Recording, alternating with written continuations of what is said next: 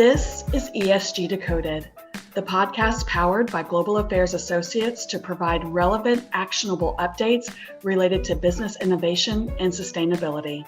Join Kaitlyn Allen and Amanda Shea of Global Affairs Associates for thoughtful, nuanced conversations with industry leaders that explore the complexities, the risks, and the opportunities connected to all things ESG. And I'm Yvonne Harris, a consultant and a co-host, and I will be collaborating with Kaitlyn and Amanda for the discussions that we will present on this podcast. Put simply, ESG is everything that is not on your balance sheet. This leaves room for misunderstanding, oversimplification, and the tendency towards one-size-fits-all perspectives. None of that will happen on this podcast. Enjoy this episode.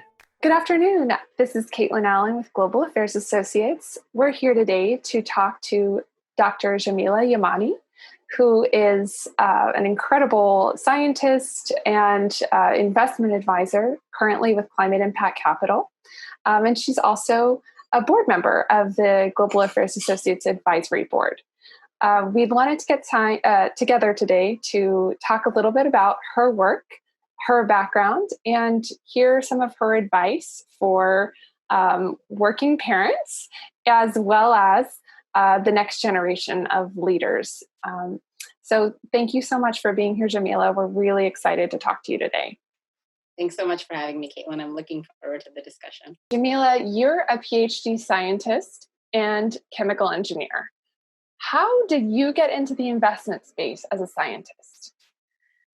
So I spent, almost 10 years in academics between, all of the post-high school education that I've done, the last 5 of which was lab bench science. And I think at the end of that, one, I was definitely a little burnt out from lab bench science, but also I found that we were doing a ton of research, a ton of good work by some of the smartest folks, in the country and in the world, and publishing work that was sitting on a shelf, seemingly.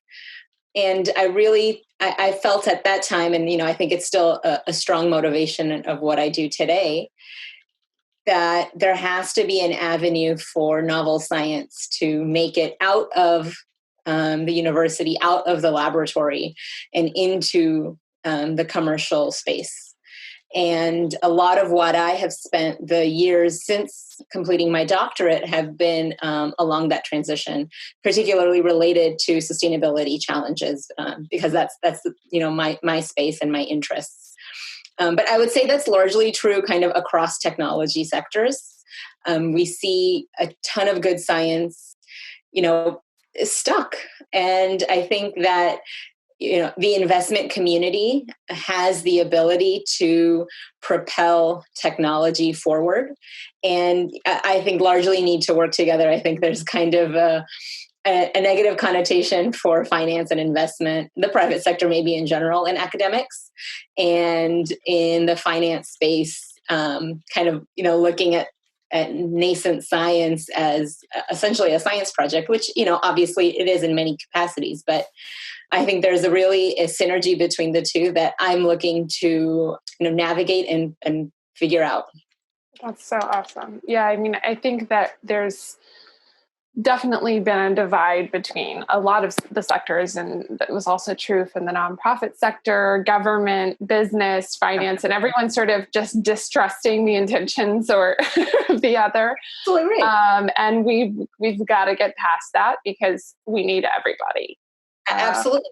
We tend to push people into different corners, and that's not quite how we're going to overcome these challenges. Absolutely. Yeah, absolutely.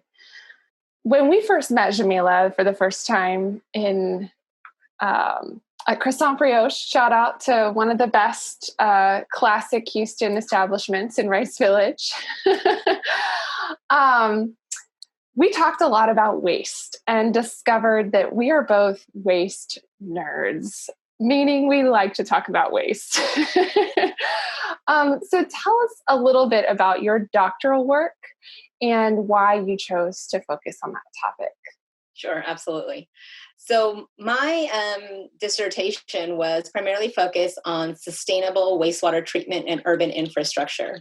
And the materials that I was working with were waste products, byproducts of the shellfish industry, a material called chitosan, which I know my scientist friends out there will know and be very familiar with.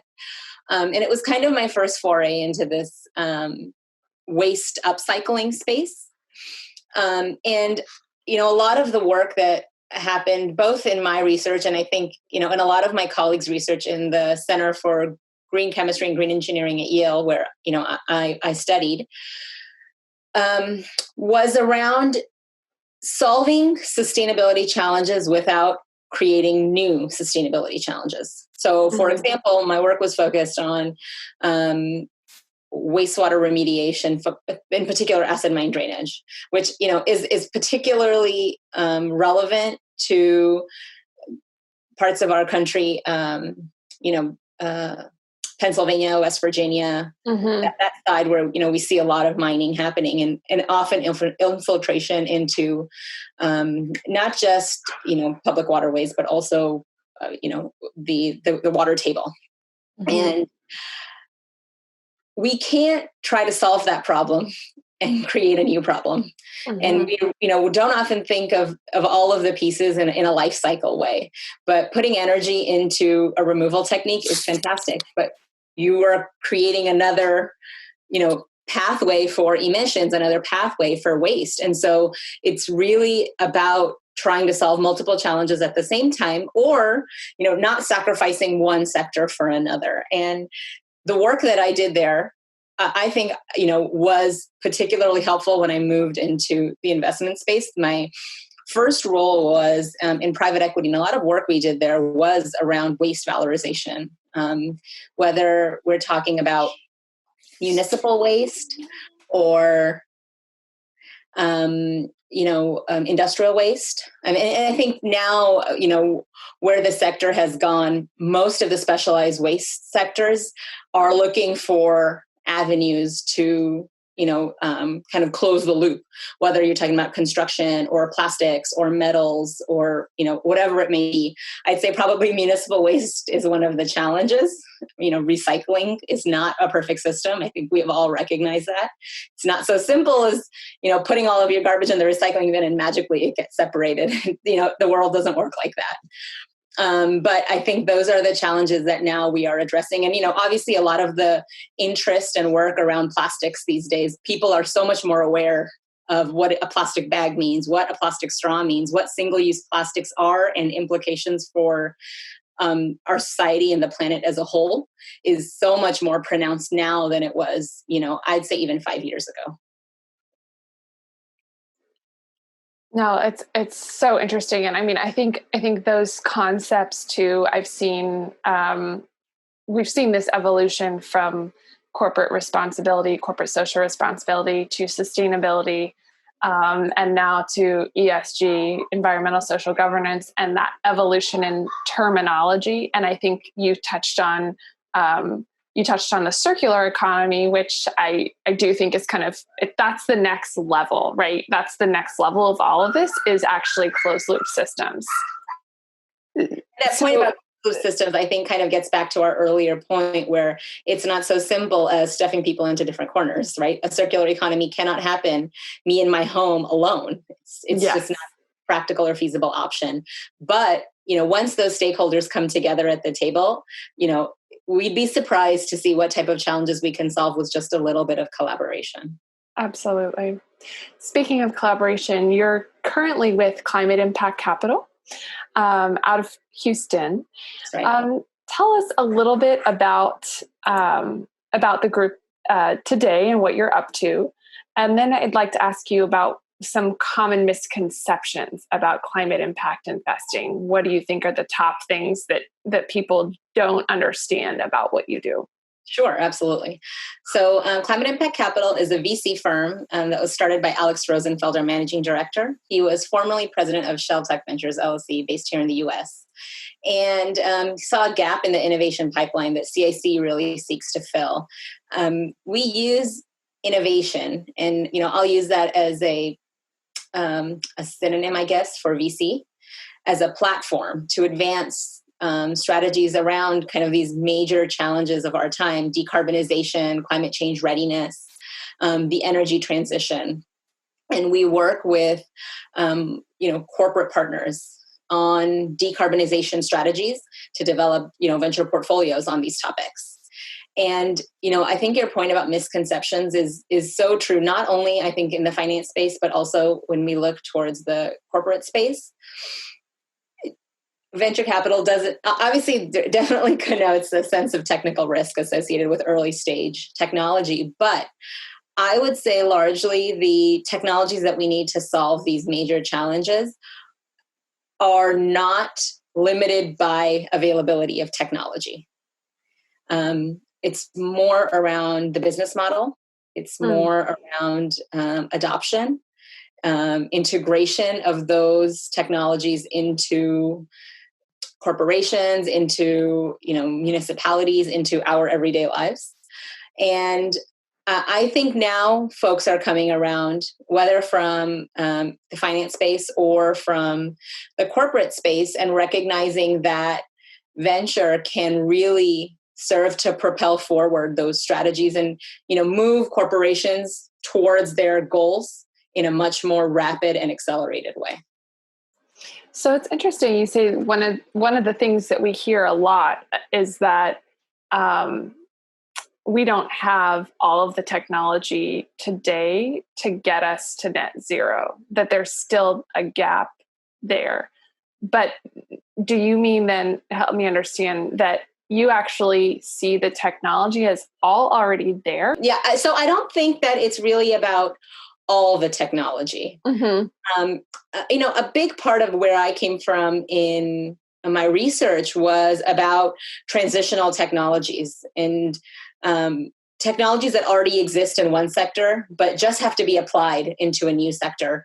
So, obviously all the solutions don't already exist. And I think there's a distinction there between technology and solutions. And I say largely we have made a lot of progress in the technology space. But I think it's a little bit of a cop-out and, to corporations to say the technology is not there yet. And I don't want to be ostracized by all of our potential future clients. So, more of the idea that technology probably already exists in another vertical.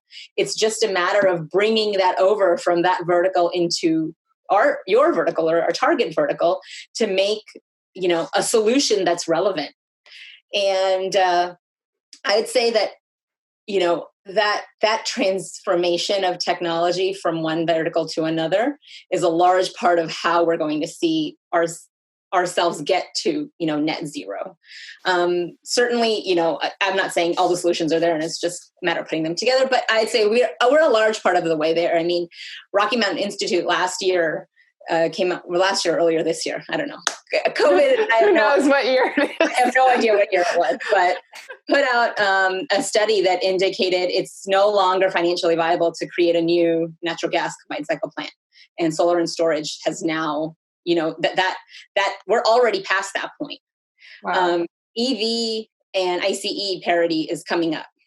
So these are just a couple of, small spaces where you can see these changes are already rapidly accelerating. And Jamila, sorry to jump in, but can you spell out EV and IC so for folks that aren't familiar? Sure. EV, electric vehicles, and ICE, internal combustion engines. So the traditional kind of gas vehicle that we drive, and EVs. I remember several years ago when the Prius came out. I don't know how many years ago that was now, but it was still a novelty. It wasn't as expensive, but the value proposition wasn't completely there, especially for most of our country who is driven by, the economic viability of a certain choice. We don't all have the luxury of making the most environmentally responsible choice. However, as we start seeing price parity between some of these, sustainable solutions and some of the more conventional, traditional technologies, I think that shift is actively happening. So, and I say, I know, Kaitlyn, I'm jumping ahead a little bit. No, but go ahead. That kind of gets to your other question about what are the gateway technologies?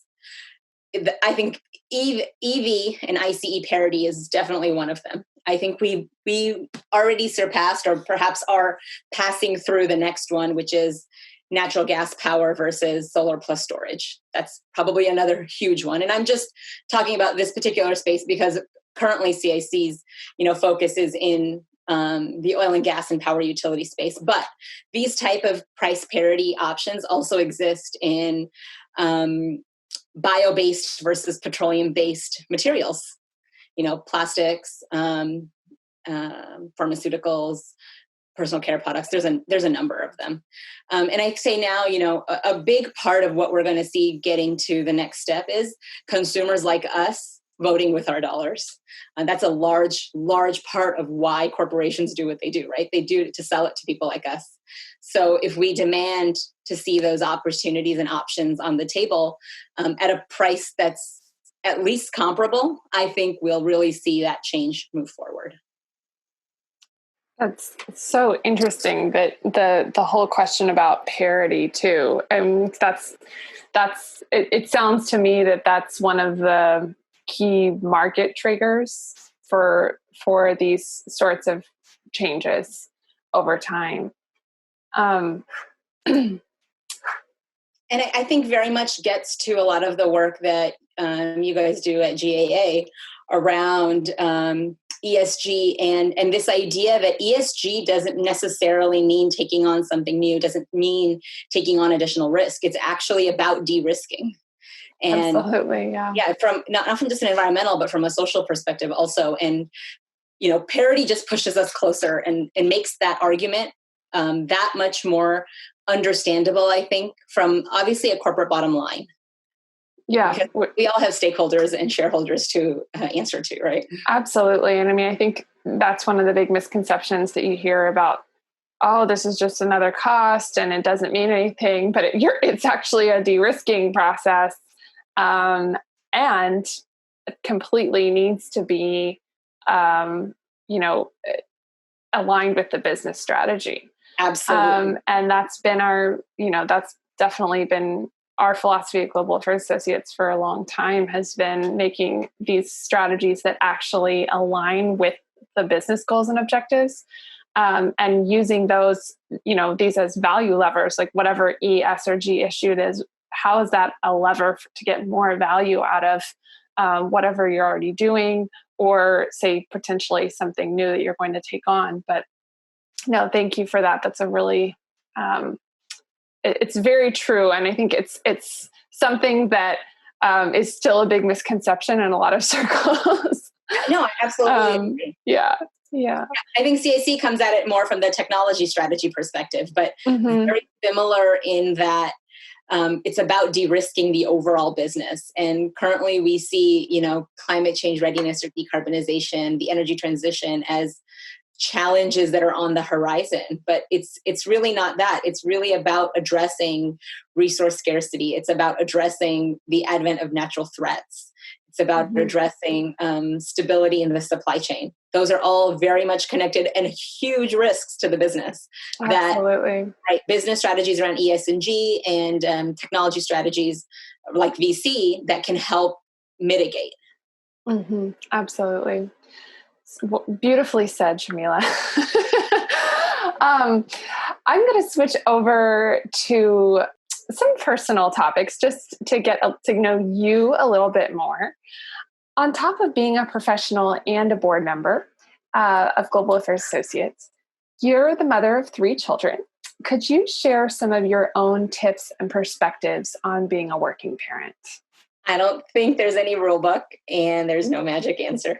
I think it's a challenge, and perhaps the pandemic has kind of hopefully opened the eyes to the rest of the world, the challenges of working parents. And, I can speak as a working mom, like you.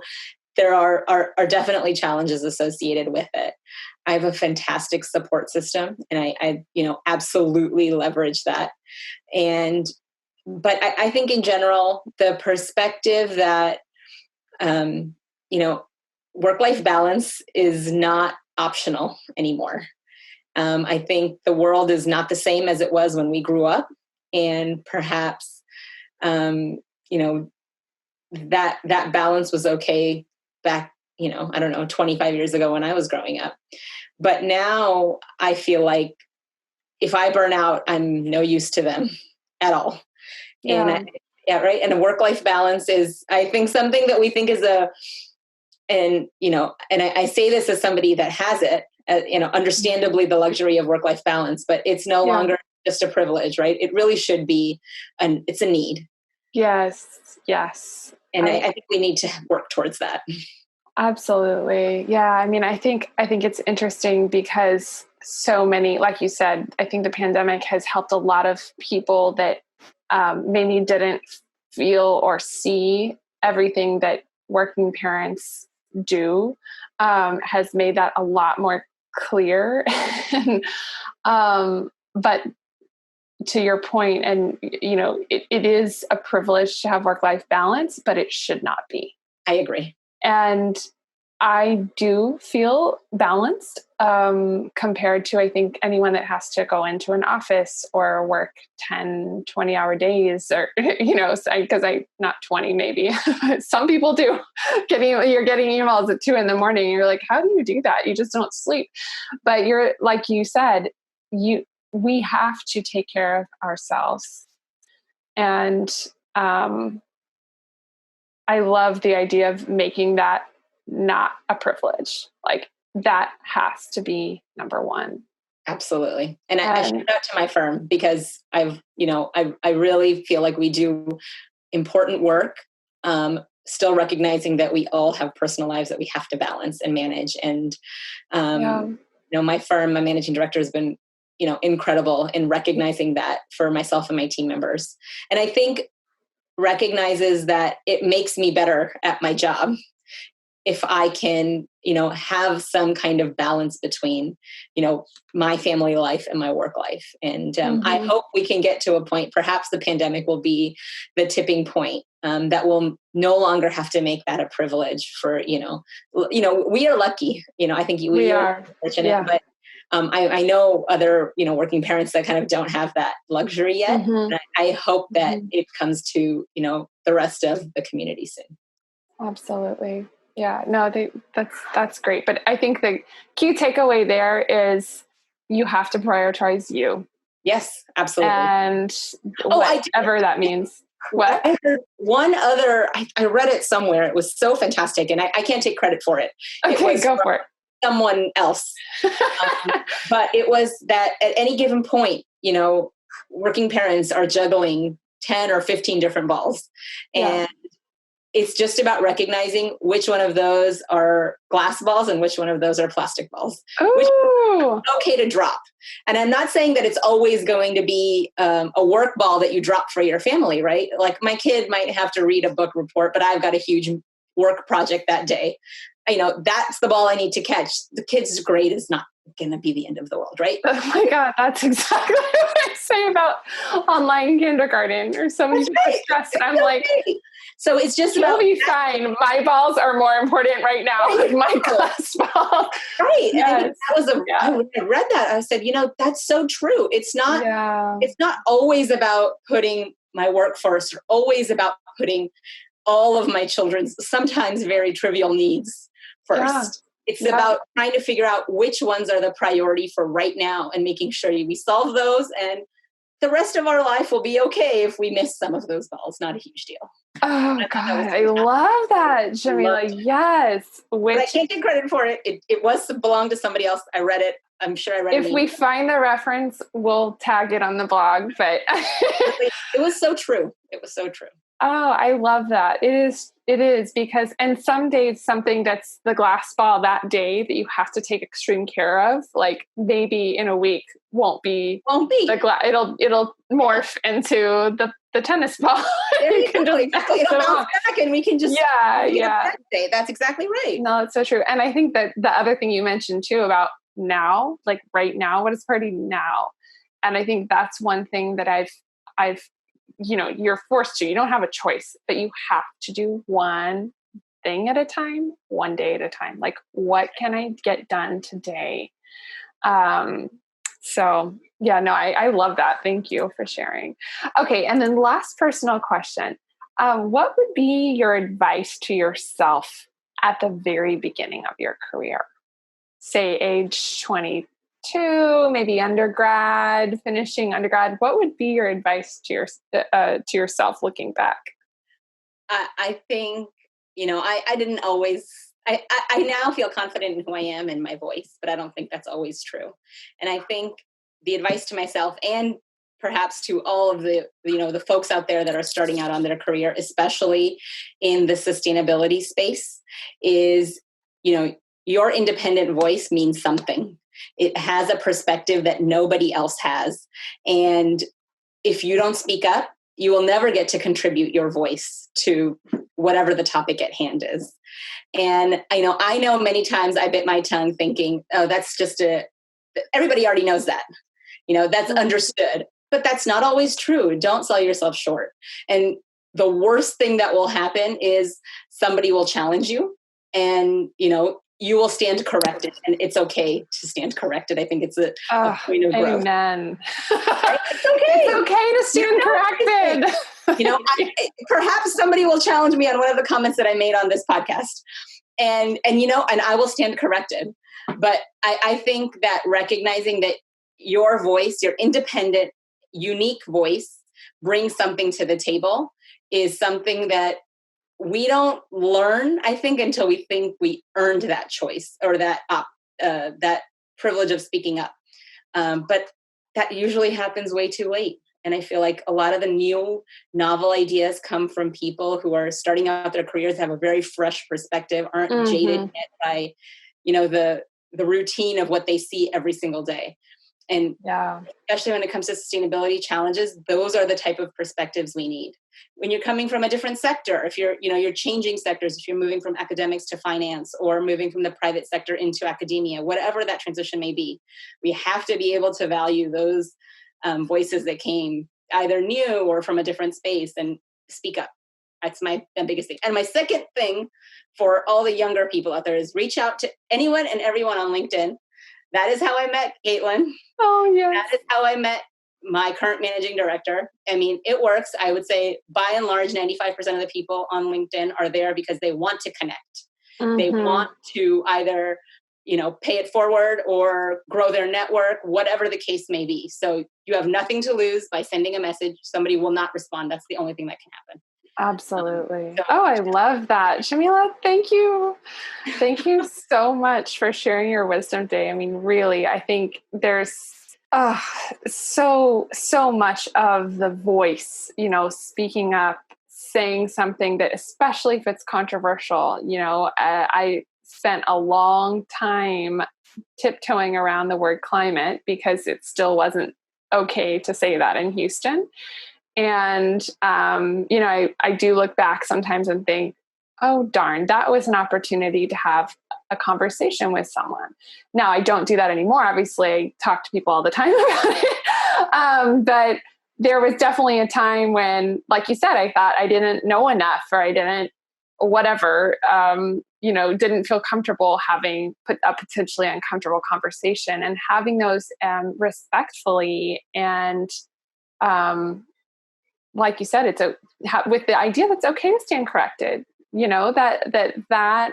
that is civil discourse, and that's how we get to solutions.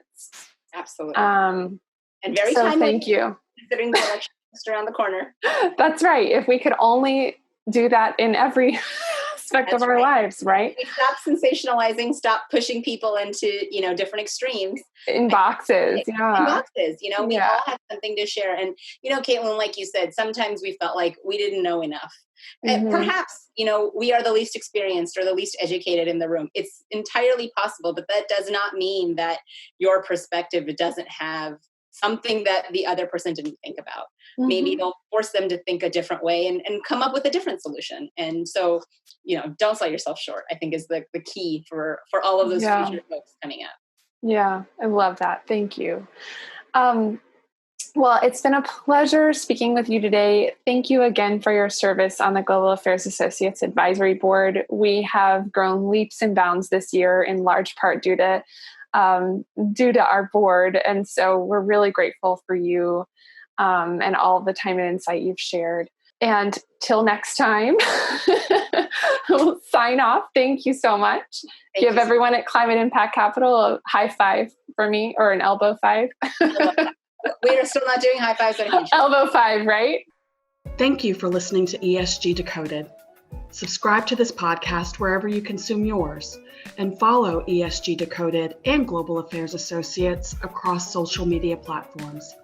Until our next episode, take what you learned today to drive long-term value for your organization by doing good for people and the planet.